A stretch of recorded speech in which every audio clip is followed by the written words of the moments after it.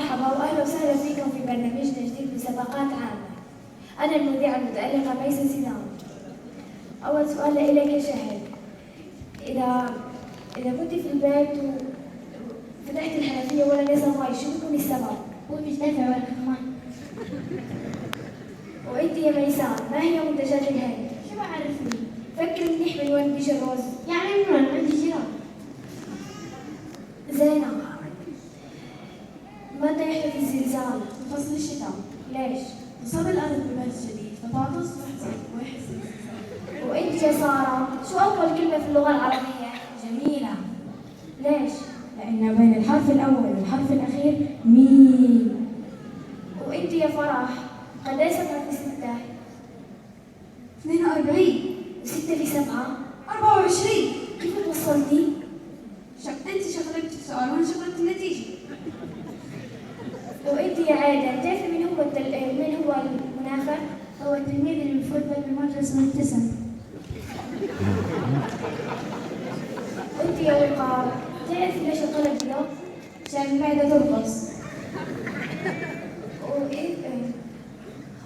وأنت يا فرح إذا اشترى بهيك جاكيت جيلات ب 30 شيكل وقسط المبلغ على 3 شهور، متى بيدفع في كل شهر؟ مش أكثر من 3 شكالين. عن جد إنك بتعرفي شي في الحساب. لا أنت بتعرفي شو عن بوي. قد بيعطيني في عيد الفطر؟ يعطيني 200 شيكل. في عيد الأضحى ياخذها مني. 1 في 1 2 ولا 2؟ 2. بعد اللي شفته اليوم هاي كانت حلقتنا الأولى من برنامج مسابقات عامة، بعد اللي شفته هاي آخر حلقة معانا.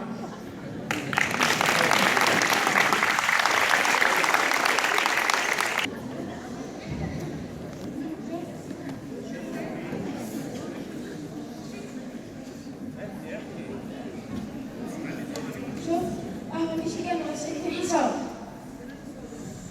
لا هذا ما بيدخل الحافظ. الرياضيات بلوى وانا ما عندي مزاج لها. كيف بدك يعني يفهم بالمسائل عقل الله مخي ما عندي يجمع مسائل. جبل احراج واحصل رياضيات سجن ما لهم فراش. الرياضيات هي مادة شيء وحلو لما أحل مسائلها كأني ما أحلى حلها. هي صعبة ولا تظن إنها بلوى. هي بتحب بس بتذاكر مع قوة. لا مشكلتي أنت كمان عندك مشاكل؟ اكيد انا كمان من الشعب. الشاب؟ ذكرتني. وافاد الناطق بان الشعب. يا دكتور حتى مالك أنا مشكلتي كل واحد من الشعب بيشوفني بتجاهلني. يعني بجهل. خليكم. أهلا وسهلا، كل يدخل العيادة.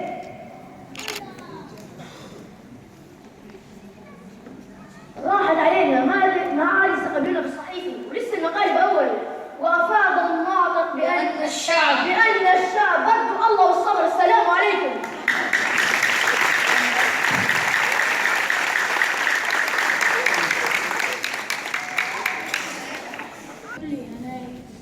كلمات جماعتكم خطكم للغاية حتى أرى رغباتكم نحو الغد والرضا بينما يرى مستقبل النسل في كل مكان. أنا يا أبي أسعد جدا كي أكون معلما حتى يشب النسل في وطني ذكيا فاهما. فالعلم نبراس يبلغ الضرى والأنجما والعلم فرض واجب أوصى به رب الكون. الأسقام كم أبصر طعم الحياة، كم أبعدت من قد ترجى أو تمنى عننا. فهو يا الطبيب عيد وسنات الشفاء حتى أخفف من شقاء الناس ما شاء الإله. أنا أود بأن أكون مهندسا حلو الفعال حتى أرى بلدي العزيز منظما جم الجمال. فعلي أن أسعى لكي أبقى إلى هذا المجال والله أسأل أن أقوم بما أريد بلا كلام. يا والد البلد الحبيب في حاجة للمخلصين يكفونه كيد العدى ويدافعون عن العرين. لذاك أرهب أن أكون الضابط الحامي الأمين لأكون من جند الفدى وأشد المتوسمين. إني أبارك ما رغبت من تلك الرغابة فلتصعدوا للعلا ولتركبوا متن السحابة ولتصنعوا ما شئتم لتبخروا الموج العباس. فبكم سنصعد للذرى يا أيها الأسد الكلاب. ولكم من المولى الكريم أحبتي حسن الثواب وما لكم في جنة البحار حسن المآب.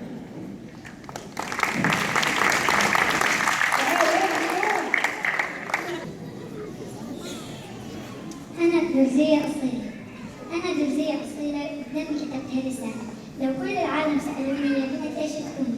كلمة واحدة بجاوب، بنت بني معروف أصلا من الموحدين نقبوني.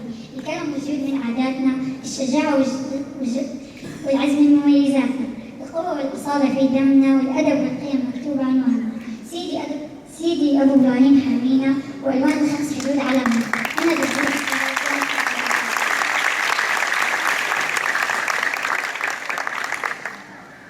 بسم الله الرحمن الرحيم. الحمد لله رب العالمين، والصلاة والسلام على أشرف المرسلين، وبعد. قد دقت ساعة النهاية، بدأنا هناك وتوقفنا هنا. هذه الوقفة الأخيرة على عتبة أبواب التخرج، فاختلطت دموع فرحي بتخرجي وحزني بوداع أحبتي. فها هي الكتب تغلق والدفاتر لتنتهي معها لحظاتنا الجميلة وضحكاتنا البريئة، وتنقلنا إلى عالم كبير غير هذا العالم الصغير الذي احتوانا 6 سنوات قضينا فيها أجمل أيامنا، واستبقى ذكرياتنا منقوشة على جدران الصفوف والساحات. قد جرت الأيام بنا بسرعة البرق، فبالأمس التقينا واليوم افترقنا. صعبة هي لحظة الوداع، والخوف من الفراق يجلب الصداع. فوداعا يا أعز الأصدقاء، وداعا يا ألطف المعلمين والمعلمات، لن أنساكم أبدا مهما طالت السنوات. وفي الختام يقول: من واجبي أن أقدم شكري وامتناني، لكني حائر ماذا سأقول. فعبارات الشكر تخجل منكم ولا تعطيكم حقكم، لأن فضلكم أكبر منها. ريحة نصر الدين. بطل عنا شهايد نحن. في بعض طالب لحاله. مين هذا؟ مين بيان؟ غازي وهب. ارجع اعطيه فرصة.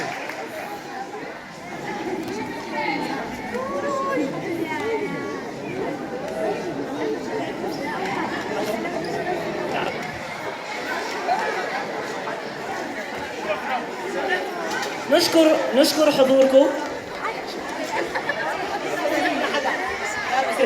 نشكر حضوركم، كل الاحترام لكم كمان انه قعدتوا اعطيتوا كل طالب حقه. اهلا وسهلا فيكم، الى اللقاء اللي عنده ولاد صغار.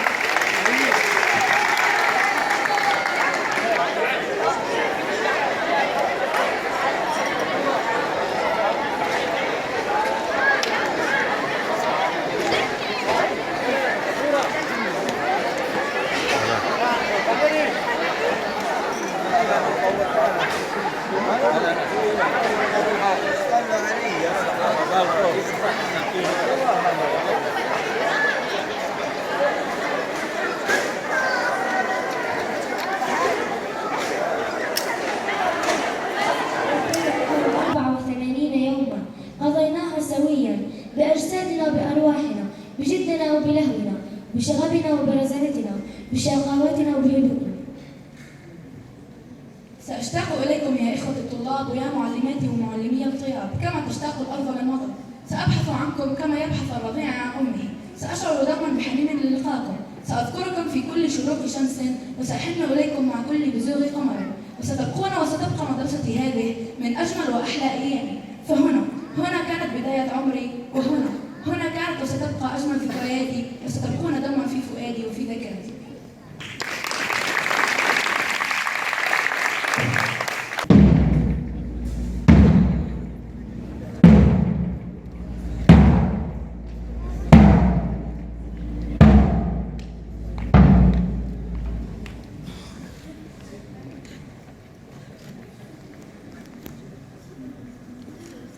والآن هل من رسائل أخرى في صندوقك أيتها الوزيرة؟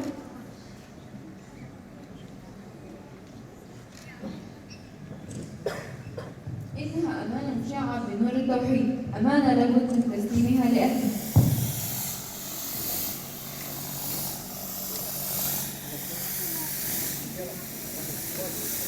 في قديم الزمان كان لنا إخوان من خيرة الخلان نتذكرهم في كل وقت وأوان، غادروا وهاجروا ولهم في القلب مكان.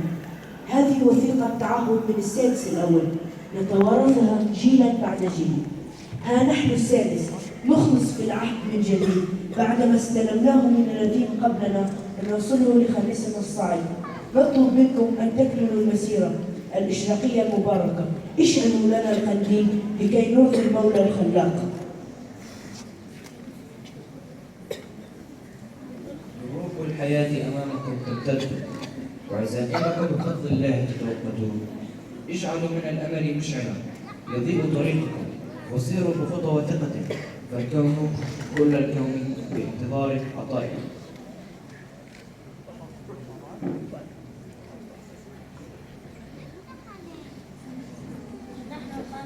نحن الخامس نعودكم أن نحفظ العهد القديم والمحافظة والعلم والدين والأخلاق. نودعكم وداع الحزين بشوق وحنين.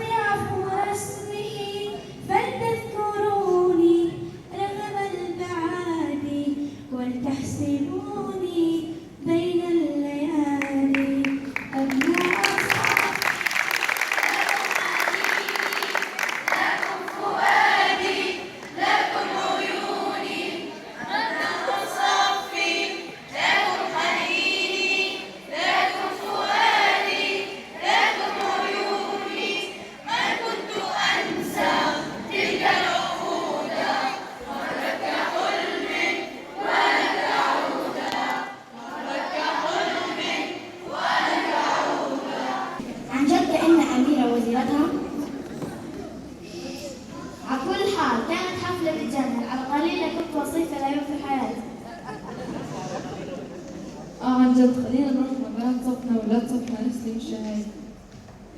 يلا استنونا.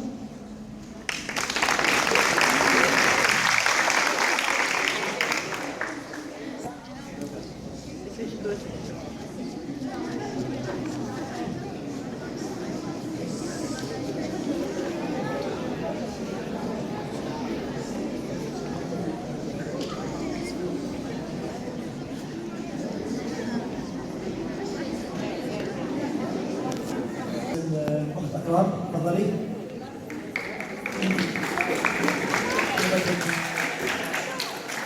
وهي صغير صار وليد المعلمات الحب كمان هيك كذا تيجي.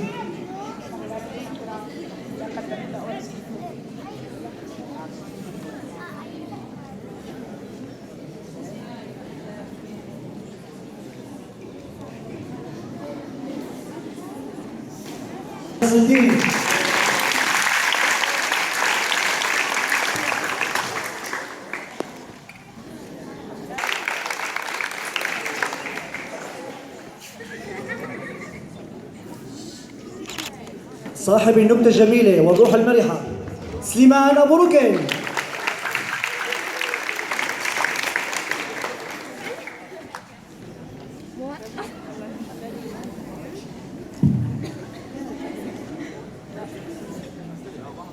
على السريع بنبلش. اللاعب الرائع مهند أبو ركن، وراء الخطيب الصغير أصيل.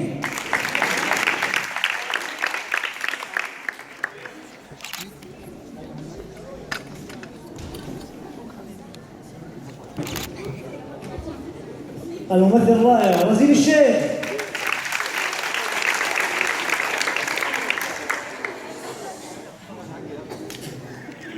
الرسام الموهوب أيمن حلبي.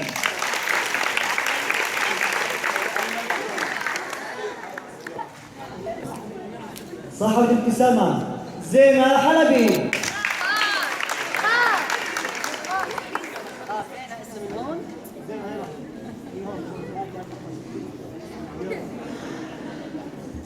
يلا سارة حلبي.